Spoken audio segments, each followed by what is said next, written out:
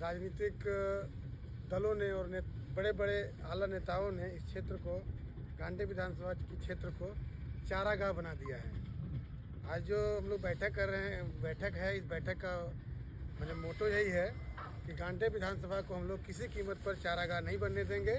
यह सब लोगों, आप सभी के सहमति अगर होगी तो इसी बात को आज हम लोग प्रेस में देंगे कि गांधी विधानसभा को चारागाह नहीं बनने दिया जाएगा।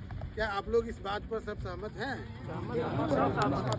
फुल सहमत है। हम लोगों का कहना है कि चाहे जो भी हो, स्थानीय कार्यकर्ता किसी कोई भी हो, चाहे वो अजीत सिंह हो, वरुण मंडल हो, प्रदीप तुरी हो, लक्ष्मण चौधरी जी हो, नारायण पांडे जी हो, पंकज देव जी हो, विनोद मंडल हो, कोई हो, अनिल शाह हो, जितेंद्र पांडे जी हो, लेकिन हमारे बीच का ही कोई हो, हमारे क्षेत्र का हो, जो गांधी विधानसभा का रहने वाला हो।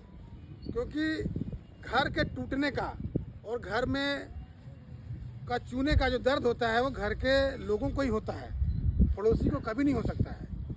आप कोई मेहमान आपके घर आता है, आप उनको मेहमान को क्या करते हैं कि आपके घर का जो सबसे अच्छा पलंग होता है, जो सबसे अच्छा गद्दा होता है, जो सबसे अच्छा तकिया होता है, जो सबसे अच्छा बिछावन होता है, वो आप उसको देते हैं।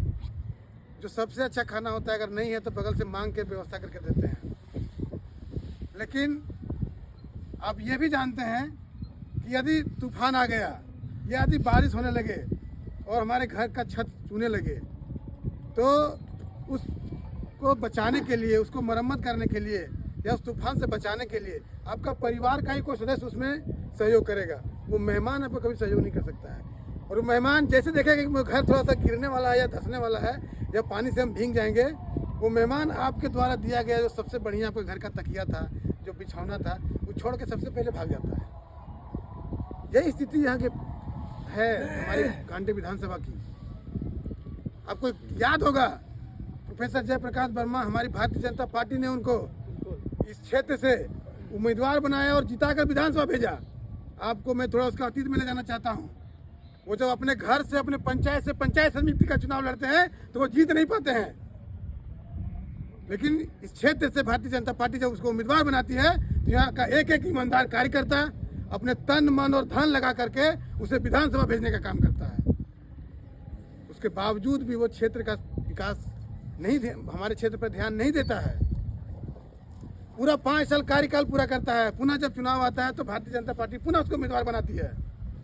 और जैसे ही उस चुनाव में वो हारती है तो वो आने काने बहाने करके और तुरंत निकल जाती है दूसरे गाड़ी में सवार होने के लिए, जहाँ लगता है कि वहाँ पे हमारी सवारी थोड़ा आरामदायक होगी और थोड़ा सहज होगा।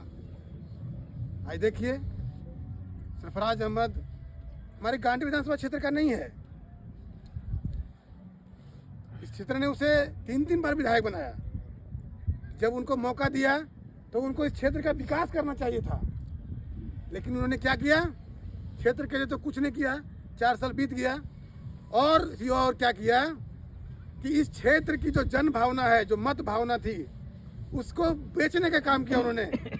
इस वर्तमान प्रदेश के मुख्यमंत्री के पार्टी और मुख्यमंत्री के साथ उन्होंने झारखंड की विधानसभा सीट को बेचने का काम किया और सौदेबाजी के तहत उन्होंने त्याग पत्र दिया। ये त्याग एक बहाना है। इन्होंने तो सौदा किया है इस पर, मतलब गांधी विधानसभा का। और उस सौदेबाजी में आपको ये ध्यान रखना होगा, एक एक कार्यकर्ता को ये बताना पड़ेगा कि इस सौदेबाजी में झारखंड मुक्ति मोर्चा पूरी तरह से जिम्मेवार है, क्योंकि उन्हीं के सीट से उन्होंने चुनाव लड़ा।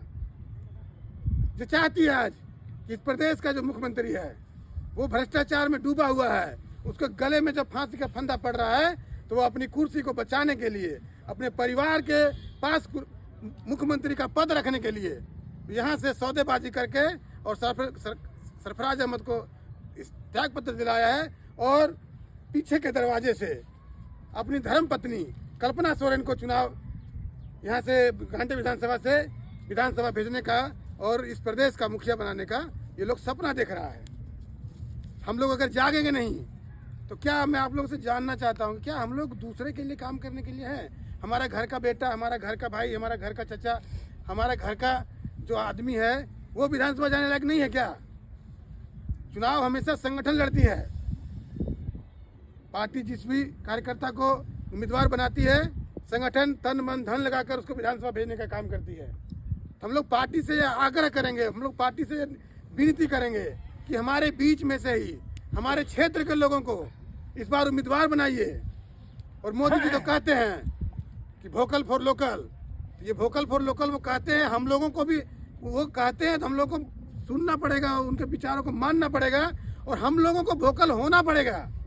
मोदी जी कहते हैं कि आप अपने स्थानीय के लिए मुखर बनो, आप लोकल के लिए वोकल बनो, हर क्षेत्र में बनो। तो जब ये जो दिशा तय करता है क्षेत्र का, वो है विधानसभा का चुनाव, तो इतने महत्वपूर्ण बिंदु पर हम क्यों नहीं अपने आदरणीय प्रधानमंत्री मोदी जी के बातों को, उनके सिद्धांतों को आकलन करते हुए, उनको अनुसरण करते हुए हम क्यों नहीं मुखर होंगे? हम क्यों नहीं ये बात अपनी पूरे बुलंदी के साथ क्यों नहीं पहुंचाएंगे कि हमारा जो भी उम्मीदवार होगा आने वाले चुनाव में हमारे क्षेत्र से दीजिए।